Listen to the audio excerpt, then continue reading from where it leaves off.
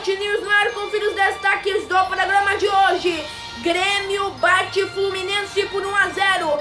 América Mineiro e Corinthians não saem do zero em jogo com muitas oportunidades perdidas.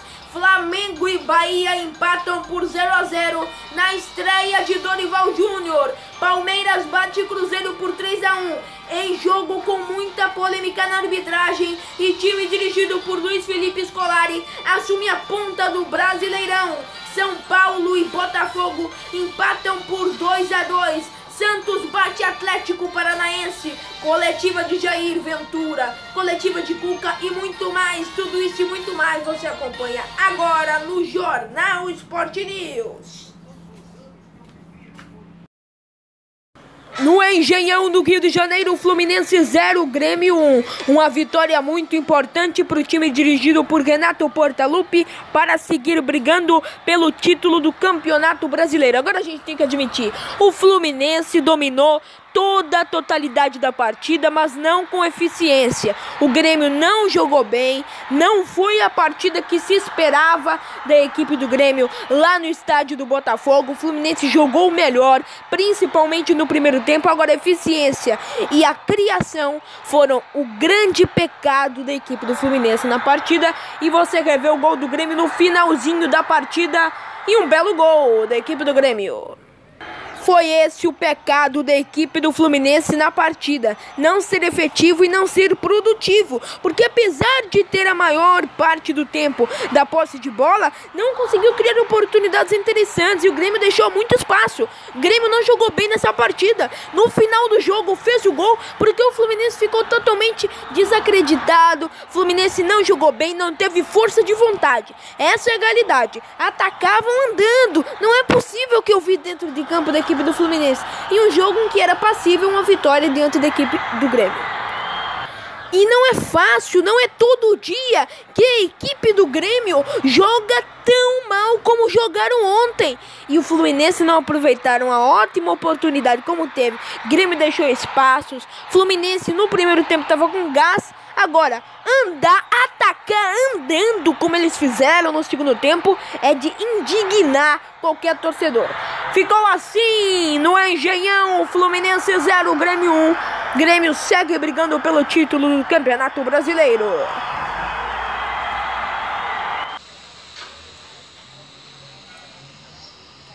Duelo interessante entre duas grandes equipes e os dois jogos empatados em 1-1, porque a gente empatou lá. Mas infelizmente não aconteceu, o VAR não valeu. São dois jogos iguais, com a característica do Cruzeiro, com a característica do Palmeiras. O Cruzeiro tem uma equipe muito qualificada, a gente sabe disso. E nos resultados classificou o Cruzeiro.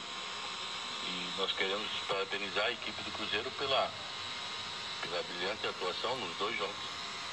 Então, a gente viu esse episódio que você citou lá do jogo no Allianz Parque. Hoje a gente viu algumas cenas aí lamentáveis e tem um jogo domingo também. O Palmeiras pode encontrar o Cruzeiro também na Libertadores. Queria que você falasse do episódio, como é que você viu, analisou tudo isso e esse clima que se criou em torno do duelo. Bem, eu não quero entrar no mérito de nada, apenas quero que vocês coloquem as imagens de quem levou um soco por trás, do lado, e quando a bola estava no ar. O que é que o jogador do Cruzeiro fez com o Felipe Melo? Não revidou, não fez nada, foi agredido e não revidou e não fez nada. Portanto, tem determinadas situações que eu espero que a imprensa não eleja sempre um vilão. Tem outros vilões que não aparecem. Depois dão aquele, me desculpe, não é assim? Fez, assume o erro. Eu acho absurdo. O Cruzeiro ganhou, classificou, não adianta, não tem que brigar nem de um lado nem do outro, mas nós não iniciamos esse tipo de briga. Olhem bem quem agrediu o Mike.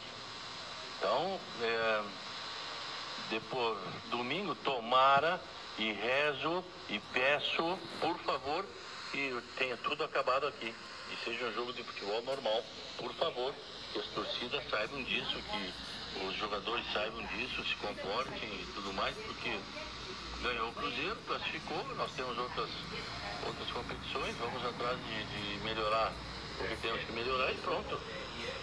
No Independência em Minas Gerais, América Mineiro 0, Corinthians 0. Um escândalo de oportunidades perdidas tanto pelo Corinthians quanto pelo América Mineiro, e você vai ver aí na tela do Notícias do Esporte com imagens da TV UOL. Veja aí quantas oportunidades o Corinthians perdeu só na primeira etapa. Corinthians foi um time que criou muito, faltou efetividade, faltou competência para efetivar. E o América Mineiro, principalmente depois dos 30 minutos da primeira etapa, começou a criar também e criou boas oportunidades. Você vê aí o Corinthians quantas oportunidades perdeu, mas o Cleison, quando foi substituído, fazer toda aquela parafernália, jogar a garrafa no chão, como se aquilo resolvesse. Naquele momento o Corinthians vivia um bom momento na partida, o Cleison jogou muito bem, fez um lance bonito na partida, deu um chapéu. Eu não concordei com a substituição dele, pra mim o Jair Ventura errou. Agora, por que ele faz aquilo? É um destempero. Ele foi substituído contra a equipe da Chapecoense, jogou água na torcedora da Chapecoense. Agora ele é substituído, ele joga a garrafa d'água no chão. Então, destempero que tem que ser controlado. O América Mineiro criou muito na segunda etapa e o Cássio foi muito importante. Agora, o Corinthians criou muito mais, tanto na primeira quanto na segunda etapa. 10 minutos de jogo e já tínhamos um jogo com várias oportunidades, tanto para o Corinthians quanto para o América Mineiro. O Corinthians jogou muito bem, faltou efetivar. Um jogo tão importante, um jogo em que o Corinthians joga bem, não consegue o resultado. Impressionante. Agora você tá vendo aí ainda os melhores momentos. E lá no Independência, e seria um ótimo resultado para o Corinthians, um resultado muito importante, e o Jair Ventura conseguiu restaurar o bom futebol, o ânimo na equipe, mas o Corinthians perde oportunidades, não é competente e empata com o América Mineiro por 0-0 no estádio Independência.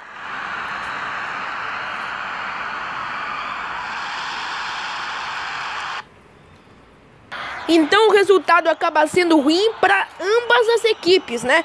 Porque foi um jogo, como eu disse, cercado de oportunidades para ambas terem um bom resultado. Não tiveram porque ambas tiveram uma incompetência incomparável. Parabéns pela incompetência às duas equipes.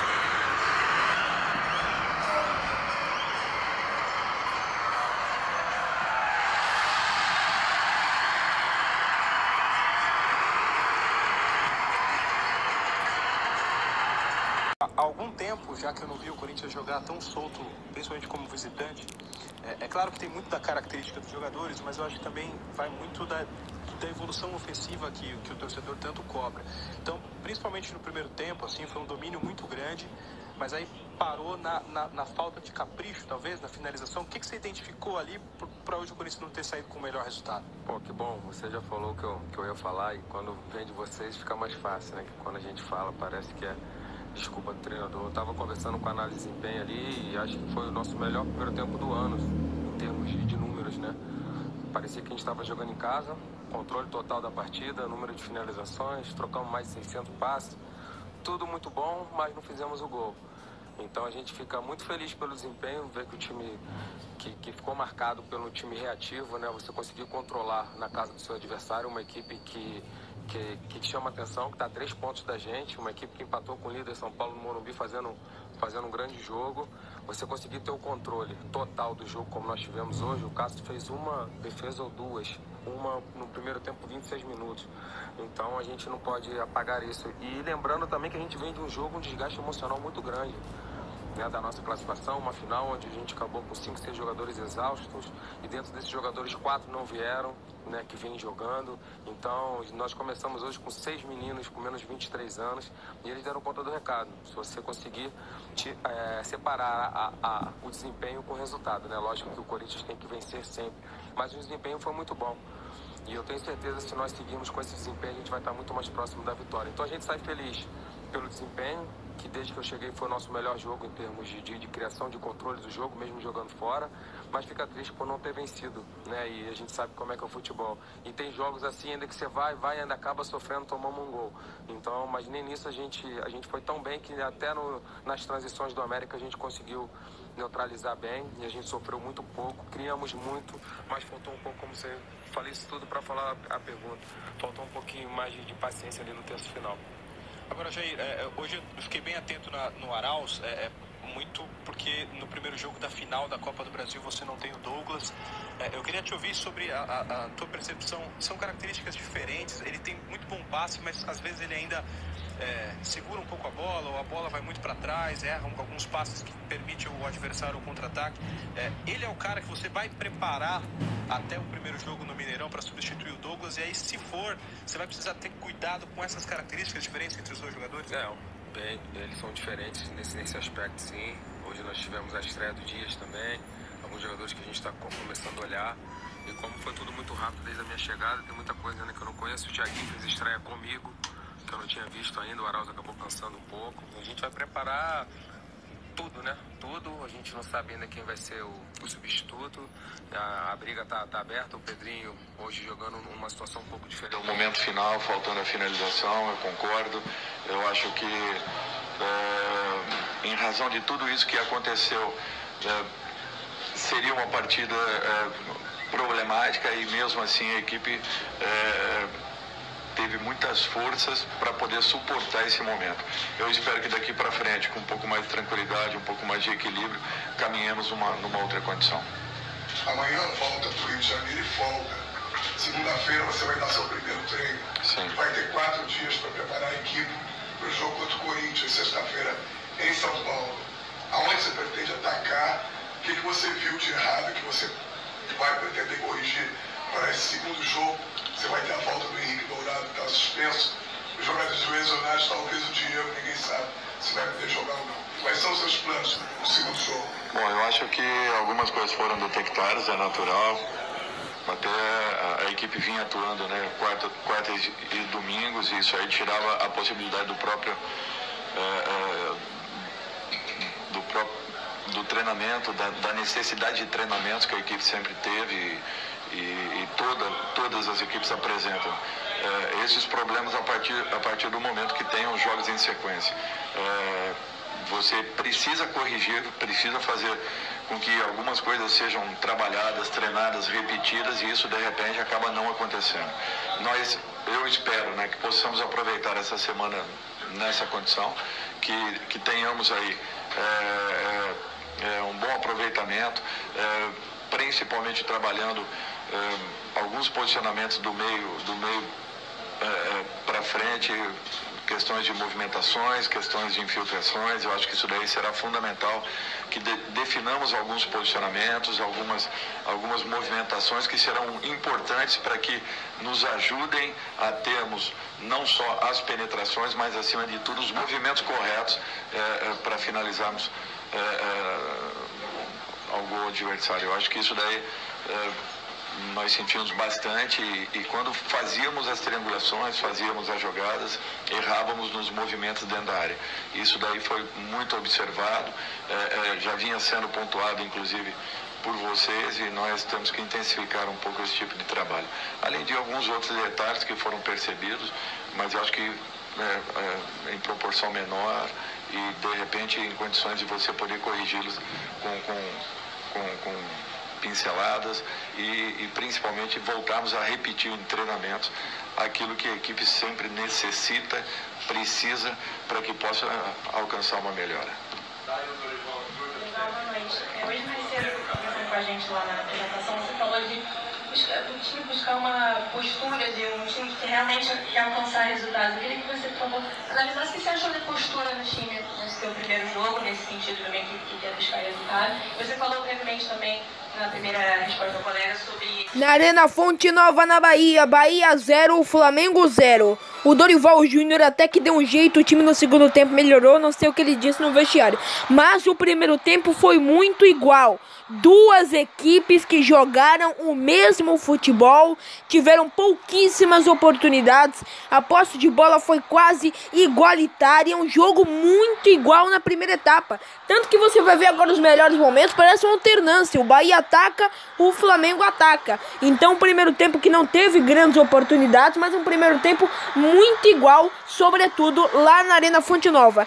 Já a segunda etapa foi muito diferente. O Flamengo melhorou muito em relação ao primeiro tempo. O time ganhou um gás, foi para cima, criou mais oportunidades e dominou. E o Bahia só voltou a jogar o bom futebol aos 30 minutos da segunda etapa. Como você vai vendo aí, um primeiro tempo que não tivemos grandes oportunidades para nenhum dos lados. Agora, o segundo tempo foi dominado pela equipe do Flamengo e está de parabéns, porque em relação à partida que jogou com o técnico Maurício Barbieri, o Flamengo não se assemelhou ao que jogou com o Dorival Júnior. Porque quarta-feira foi o quê? Flamengo domina o jogo e não faz o gol. Flamengo só dominou poucos minutos na segunda etapa, até os 30 minutos, boa parte da segunda etapa. Não fez o gol. Então o time do Dorival conseguiu ser melhor do que o do Barbieri na quarta-feira.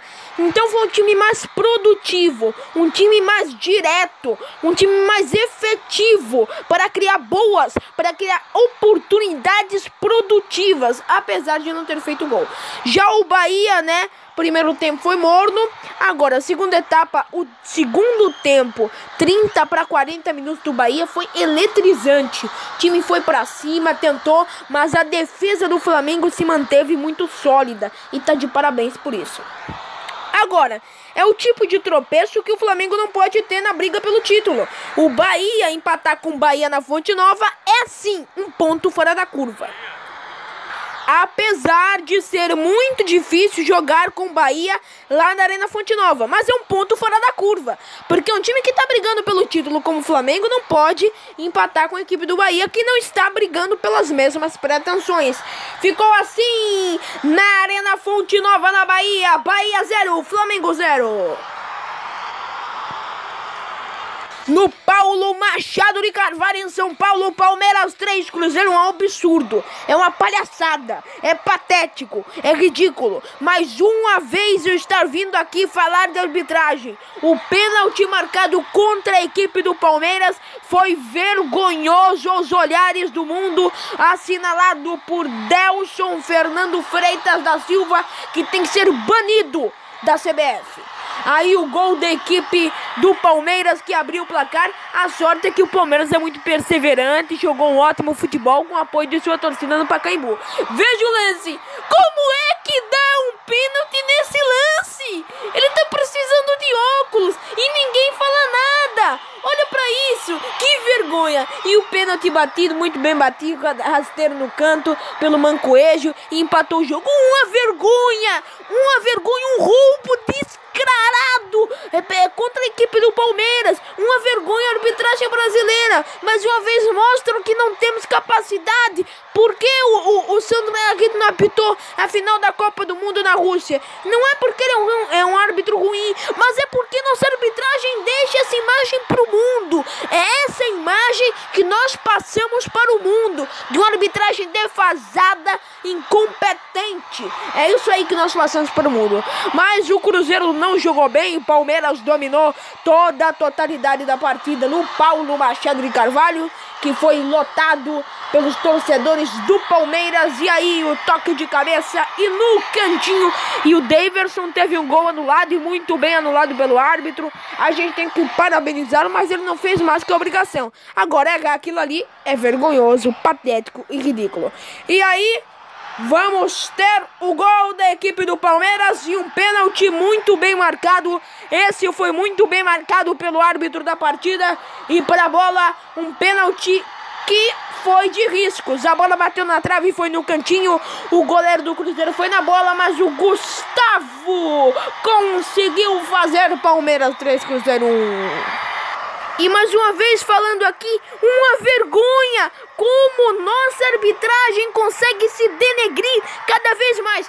Alô CBF, alô CBF, e todos têm que estar indignados, porque não é possível isso. Eu tava falando Palmeiras e Cruzeiro, que arbitragem horrível, porque não expulsaram Borja. Agora de novo eu estou falando aqui, é quinta, é segunda, quinta, segunda, é todo dia que a gente fala aqui no programa. Não é possível. A CBF é omissa, não vai tomar nenhuma atitude. Não precisa nem tomar, eles nem se manifestam, eles nem repudiam. E os árbitros seguem prejudicando e influenciando de forma direta os resultados do futebol brasileiro. Cadê o Coronel Nunes? Cadê o Rogério Caboclo? Eles não fazem nada. Parece que eles são um sepulcro. Eles não falam nada. Nem parece que existe CBF em todos os momentos. A CBF não se manifesta sobre nada que está acontecendo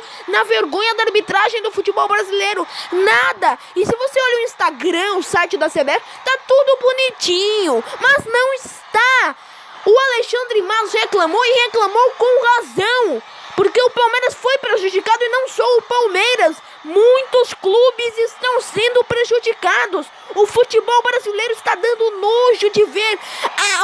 A qualidade da nossa arbitragem é péssima. Até os árbitros noruegueses, chineses, finlandeses apitam melhor que a nossa arbitragem. Uma vergonha, influencia diretamente no resultado do futebol e não permite que o esporte tenha sido resolvido dentro de campo, né?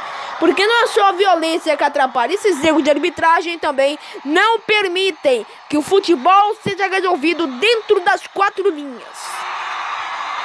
Infelizmente, a maior parte da análise falando de arbitragem, porque foi o grande destaque da partida, mas a eficiência, o futebol muito bem jogado pela equipe do Palmeiras também foi destaque. A incompetência do Cruzeiro na partida durante toda a totalidade da mesma também foi destaque, mas ficou assim no Paulo Machado de Carvalho. Palmeiras 3, Cruzeiro 1. Almoça líder da competição, o que nesse momento isso representa, embora ainda tenha o jogo da tarde, e claro, um pouco desse jogo quente que virou uma realidade recente de Palmeiras e Cruzeiro, com alguns desdobramentos aí no final da partida, novamente, dessa vez com os seus jogadores fazendo uma gracinha ali.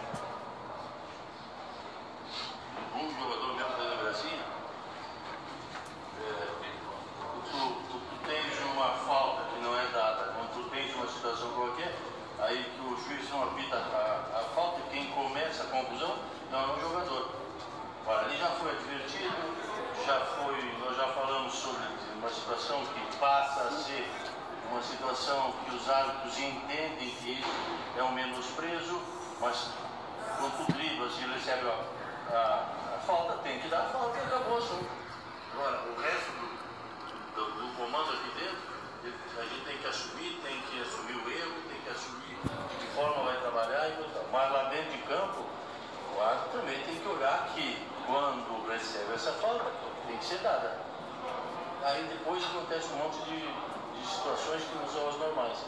O futebol eu acho que é um novo dentro do campo, jogo jogado.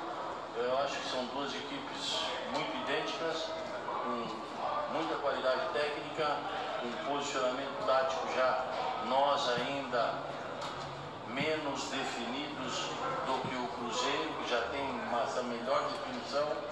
A equipe do Cruzeiro tem uma qualidade que é fantástica, bem organizada mesmo, e nós estamos a caminho. A gente tem 17 jogos, se não me engano, 17, 18 jogos, em nem 60 dias, e não se pode organizar um sistema tático tão bom quanto o do Cruzeiro como a gente queria, mas tem no desenvolvimento desses 60 dias aquilo que nós imaginávamos, disputarmos os títulos todos em condições e com acertos maiores do que vínhamos tendo. A gente está fazendo isso, está tentando melhorar, tentando adaptar algumas situações que às vezes acontecem nos jogos para mudar o sistema, mas é muito difícil sem treinamento. Só no papel ali não é fácil, mas tá bom, a gente está brigando pelo título. No Engenhão, no Rio de Janeiro, Botafogo 2, São Paulo 2. E o time dirigido por Diego Aguirre segue nessa oscilação, né? Nessa curva descendente da equipe do São Paulo. Uma oscilação é normal, mas a gente tem que ver até onde isso é normal, porque já tá chegando a um ponto em que tá saindo do controle. E o Botafogo abriu o placar com o Jean. Botafogo que jogou melhor do que a equipe do São Paulo, principalmente no primeiro tempo, onde criou as melhores oportunidades. O São Paulo, o tricolor paulista, não jogou bem, não criou boas oportunidades, acabou fazendo 2 gols porque foi eficiente, mas não jogou bem, jogou mal novamente, e isso tende a preocupar o torcedor. É uma oscilação, uma curva descendente, mas está se mantendo. São resultados em que o time que briga pelo título não pode ter, mas foi acima de tudo um time guerreiro. E o gol do Diego Souza, camisa 9, indo comemorar com a torcida do São Paulo, que compareceu em peso ao Rio de Janeiro ontem no domingo. Parabéns à torcida do tricolor paulista. Que veja o lance. Segundo tempo o jogo foi mais morno do que no primeiro. Primeiro tempo o Botafogo dominou. Segundo tempo a coisa foi diferente. São Paulo melhorou um pouco diante do que fez a vergonha, o futebol patético do primeiro. Melhorou muito no segundo, mas o Botafogo piorou no segundo. Então acabou sendo um jogo muito sem graça, muito morno. E aí, o gol do Botafogo, belo gol do Chiesa, 24 do primeiro tempo. E como você vê, um primeiro tempo bastante movimentado, cheio de gols. Um belo jogo para o torcedor acompanhar ontem na tarde do domingo. Olha aí, belo lançamento longo. E o Botafogo soube aproveitar. São Paulo tem que voltar a ser aquele São Paulo do primeiro turno. A oscilação vem sendo frequente e o Botafogo sai com um ótimo resultado, que é muito difícil jogar com o São Paulo. E aí falta, batida direta, acabou no rebate. Ele tava lá, local certo, hora certa, ação certa. Carneiro no segundo tempo empatou e ficou assim no Engenhão. Botafogo 2, São Paulo 2. No Independência, Minas Gerais, Atlético Mineiro 5, Sport 2. Que jogo, hein? 7 gols e mudanças de placar repentinas e muito frequentes na partida. O Sport abriu o placar logo no início da partida. Sport não vem nada bem na tabela do Campeonato Brasileiro. Vem jogando um péssimo futebol, mas logo o Atlético Mineiro empatou. Elias no cantinho. 2 minutinhos depois do Sport abrir o placar, o Atlético Mineiro empata o jogo. O Sport não teve poder de reação, porque foi impressionante a quantidade e a velocidade de gols da equipe do Atlético Mineiro. E aí o pênalti, o Durval cometeu esse pênalti aí. O Durval bateu na mão dele. Pênalti muito bem marcado pelo árbitro. Pra bola, Fábio Santos, paradinha no meio do gol. 26 do primeiro tempo, o Atlético Mineiro já virava o jogo. Depois disso foi uma metralhadora de gols de forma muito rápida. O Sport foi muito incompetente no quesito da defesa, muito porque o Durval, um jogador importantíssimo da defesa, pulou fora. E aí tivemos o belo gol do Emerson Leite aos 27, 3-1 para a equipe do Atlético Mineiro. E depois disso o Sport já fica abalado emocionalmente e aí acaba levando o 4º gol logo em seguida. Você vai ver com imagens da TV, um belo contra-ataque. Olha que jogo, olha a lambança, Durval. E o Cáceres fez 4-1 para a equipe do Galo. E o emocional do Sport fica muito abalado. Um time que está na vice-lanterna, joga muito mal, não consegue sustentar os resultados, não mostra poder de reação. E o novo técnico lá, o Milton Mendes, não quero só sair do rebaixamento. Se você sair do rebaixamento, graças a Deus, agradece a Deus, porque a situação está muito complicada. E aí o gol do Sport, Michel Bastos aos 11 da segunda etapa. Um grande jogo, talvez o melhor jogo da rodada. Um grande jogo de futebol, sem dúvida. No segundo tempo o Sport melhorou até um pouco, mostrou algum poder de reação, mas o primeiro tempo foi uma negação. O Sport tomou uma metralhadora de gols.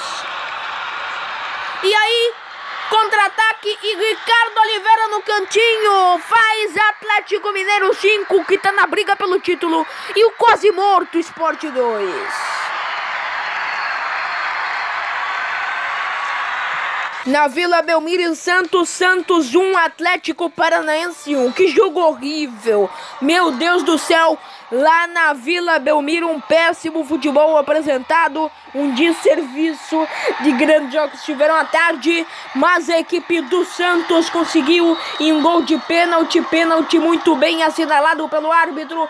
Batendo alto, bateu no ângulo e abriu o placar e levar a vitória com o gol do Carlos Sanches aos 51, último minuto de jogo. O jogo foi muito morno, sem grandes oportunidades tanto para o Santos quanto para o Atlético Paranaense. Santos teve poucas oportunidades, Atlético Paranaense teve poucas oportunidades no final da partida.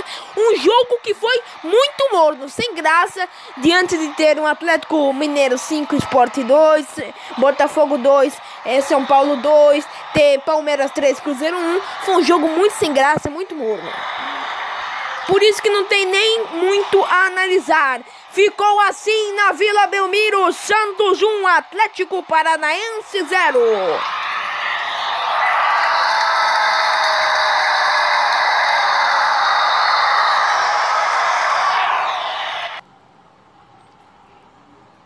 Quem começa? Cuca, tudo bem? Opa, tudo. Boa noite. Gostaria de saber, primeiro, a sensação do Santos voltar a vencer no campeonato. Precisava dessa vitória pela colocação. E a sua impressão na hora do pênalti. Tanto a diretoria, jogadores e comissão do Atlético Paranaense saíram inconformados de campo hoje.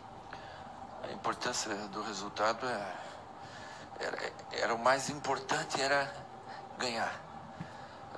Nós há 3 partidas que não ganhávamos e você fica naquela de olhar para baixo e correr ainda um risco. E naquela de olhar para cima e ver o pessoal se afastando, né? E esse ano pode ser até que o 7º, quem sabe até um pouco mais, vá para a Libertadores. Então a nossa briga também seria com a parte de cima da tabela. Hoje, agora, a gente olhando, fomos a 36 pontos, ficamos a 1 ponto do Cruzeiro. Então nos leva a pensar alguma coisa grande no campeonato, ainda não descuidando lá de trás. O lance do pênalti é longe de onde a gente está, né? Eu, antes de vir para cá, consulto sempre a assessoria de imprensa e ele me falou que alguns falaram que não foi pênalti na televisão, outros da mídia escrita falaram que foi pênalti, então cabe a dúvida, né? E aí ele apitou em cima da dúvida em favor do Santos, ou seja, dando pênalti naquela jogada, e o Sanches foi muito feliz na batida. Cuca, tudo bem? Boa noite. Boa noite. Falar de quanto pode dar tranquilidade para vocês o que aconteceu ontem aqui mesmo na Vila Belmiro, o processo de impeachment, o presidente continua. E uma outra questão, erros de arbitragem têm acontecido não só a favor nem contra. Hoje 2 pênaltis inexistentes, um a favor do Cruzeiro, para o Palmeiras, e o outro que deu a vitória do Internacional também. Uhum. Isso preocupa? Como é que se pode trabalhar isso? Se dá para falar sobre isso, Cuca? Não, é simples, né? É só você profissionalizar a arbitragem. O árbitro de futebol ser um profissional. Arena Beira-Rio em Porto Alegre, Internacional 2, Vitória 1. E mais um jogo com erro grotesco de arbitragem e o mesmo tipo de erro que Delson Fernando Freitas da Silva praticou no jogo do Palmeiras contra o Cruzeiro. Pênalti marcado e o jogador tocou com a mão na bola fora da área. Mas aí tivemos essa lambança e o Vitória abrindo o placar. Olha que erro grotesco do Internacional.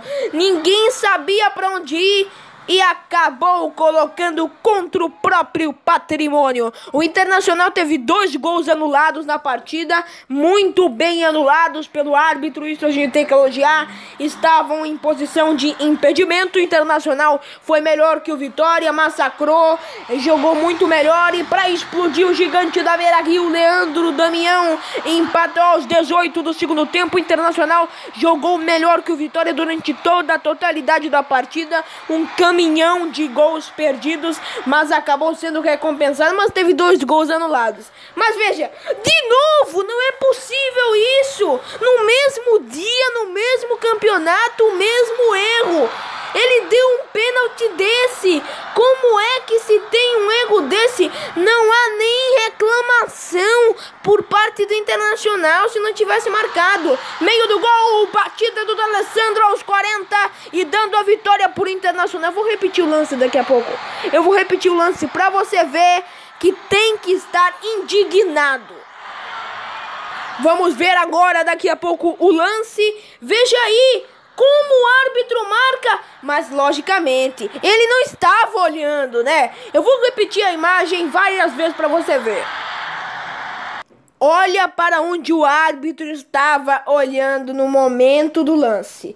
Quando o lance começa, questão de segundos, o árbitro está olhando para frente. O lance foi ao lado dele. Pelo amor de Deus! Veja, ele vai pela reclamação do jogador. Ele não viu o lance. Ele não olhou. Tá claro, não sou eu que tô dizendo. É a imagem. A imagem, a regra é clara. Todo mundo está vendo. Ele foi pela reclamação do jogador do Internacional, porque ele estava olhando pra frente. Ele não estava em nenhum momento visualizando o lance de forma direta. Então, uma vergonha. A arbitragem brasileira consegue se superar na incompetência. Parabéns. E prejudica o Vitória, que apesar de o Internacional ter merecido a vitória, não da maneira que foi, com gol irregular, né? Porque não houve pênalti. Eu mostrei aqui, eu estou provando. E o lance de absurdo teve tudo. Mas o mais absurdo é que o árbitro não tem nem convicção, porque ele marca o pênalti sem ter visto o lance. Todo mundo viu, mostrei a imagem. Ele olha pra frente no momento da jogada, mas o jogador do Internacional reclama e ele não vira depois que a bola bate no braço do jogador do Vitória. Quando o jogador do Internacional começa a reclamar, começa a levantar os braços, é que ele começa a visualizar o lance. Então, pelo amor de Deus, não tem VAR, não tem replay. O árbitro teve má intenção, não teve pulso, ou foi Maria vai com as outras. Porque não é possível o que aconteceu. Veja agora, veja. Ele não, quando ele começa ali a visualizar, é porque o jogador do Internacional reclamou. Então, impossível, não dá. Ainda tem briga por isso aí. Ali o Costa, jogador Internacional, tava brigando com o jogador do Vitória. Não tem discussão, o Vitória tem muito a reclamar. E essa rodada do Brasileirão, em termos de arbitragem, foi pífia, medonha. Mas o Internacional jogou melhor, conseguiu a vitória. Pena que da maneira que foi, 2 gols muito bem anulados. Agora, pelo amor de Deus, uma piada. A gente vai terminar a análise mais uma vez com a imagem do árbitro que nem olhou o lance. Ele estava olhando, não sei para onde ele estava olhando. Estava olhando para a marca de patrocínio lá, estava olhando para os jornalistas, para a torcida. Para onde é que ele estava olhando? Para onde é que ele estava olhando? Ele não viu o lance. Ele não viu. Ele marca uma coisa em que ele não tem convicção. Ele não viu o lance. Ele não viu o lance. Então, patética, pífia, medonha a marcação do árbitro da partida. E aí o gol do D'Alessandro. Pra terminar, ficou assim, gigante da Beira-Rio, Inter 2, Vitória 1. Na Arena Castelão, no Ceará, Ceará 3, Chapecoense 1. Briga pelo rebaixamento do Campeonato Brasileiro. Torcida do Ceará sempre marcando presença, e com imagens da TV UOL você vê o gol do Ceará. Na Arena Castelão, no Ceará, Ceará 3, Chapecoense 1. Briga pelo rebaixamento do Campeonato Brasileiro. Torcida do Ceará sempre marcando presença, mas a Chapecoense saiu na frente. Aí o gol do Augustin Dofo. E o Lisca doido, técnico da equipe do Ceará, que é sempre muito participativo e interativo com a torcida. Quando terminou o jogo teve toda aquela comemoração, né? Porque saiu do hospício, né? Porque o Ceará é um time muito instável, mas ele chama a torcida. É aquele tipo de treinador que faz com que o torcedor vá no estádio para ver o time dele, porque ele é um treinador que anima muito a torcida, chama muito a torcida, mas não é um dos melhores em técnica. E aí o empate da equipe do Ceará. Agora a virada do Ceará na Arena Castelão. Chapecoense realmente está numa fase horrível. E aí esse erro grotesco acaba culminando com o contra-ataque do Ceará e faz um golaço! Arthur Cabral para explodir a Arena Castelão. Reveja, ele puxa e do bico de área ele mete esse foguetaço sem chances para o goleiro Jandarei. E aí outro contra-ataque pelo lado, Ceará trabalha, pedala, chega, cruza e acaba passando. Leandro Carvalho, 3-1 para a equipe dirigida por Lisca Doido. Ficou assim na Arena Castelão. Ceará 3, Chapecoense 1. Um resumo completo da rodada do Campeonato Brasileiro. Agora, mais uma vez, mais uma segunda-feira, a gente vindo aqui falar de arbitragem. Impossível. Primeiro que 2 erros iguaizinhos no mesmo dia, no mesmo campeonato. Impressionante. Primeiro vamos falar do Palmeiras. O jogo do Palmeiras teve um pênalti polêmico a favor da equipe do Cruzeiro. Polêmico não, vocês estão vendo as imagens aqui do meu lado? Pelo amor de Deus, muito fora da área, muito longe da área. Como é que o árbitro marca um pênalti daquele? Delson Fernando Freitas da Silva errou de forma medonha, pífia. O erro foi grotesco. Não se pode errar de maneira tão assintosa. Todo mundo viu. Eu tô procurando até agora o discernimento dele ao apitar aquele pênalti. Uma vergonha. Já à tarde tivemos o Internacional sendo favorecido, onde o árbitro viu pênalti. Aí, ele não viu absolutamente nada, porque ele foi Maria vai com as outras. Nem o lance ele viu, e eu provei. Eu mostrei as imagens da TV UOL que mostraram de forma clara que o árbitro estava olhando para o patrocínio lá, estava olhando para a torcida, para os jornalistas, mas não estava olhando em nenhum momento para o lance, estava olhando para a área. Ele só parte para olhar o lance, né, depois que os jogadores do Internacional começam a reclamar de pênalti inexistente. Então ele não viu o lance. Como é que ele não vê o lance e mesmo assim anota o pênalti? Ele tá assim, virado pra cá. Aí o jogador do Internacional reclama e ele já tem a convicção do pênalti. Parabéns, a gente tem que elogiar porque ele é uma inteligência rara e uma competência do mesmo. Então erros desse tipo não podem ocorrer no Campeonato Brasileiro. E mais uma vez a CBF está calada, como sempre, calada permanece, não fala absolutamente nada. O Rogério Caboclo não fala nada, o presidente da comissão de arbitragem não fala nada, o Coronel Nunes está calado, ninguém fala nada. Para que serve a CBF? Eles não se pronunciam sobre isso. E o Gagliotti está indignado e com razão, porque o Palmeiras foi sim prejudicado na Copa do Brasil, no Campeonato Paulista tem aquela polêmica da interferência externa e agora de novo contra o Cruzeiro, né?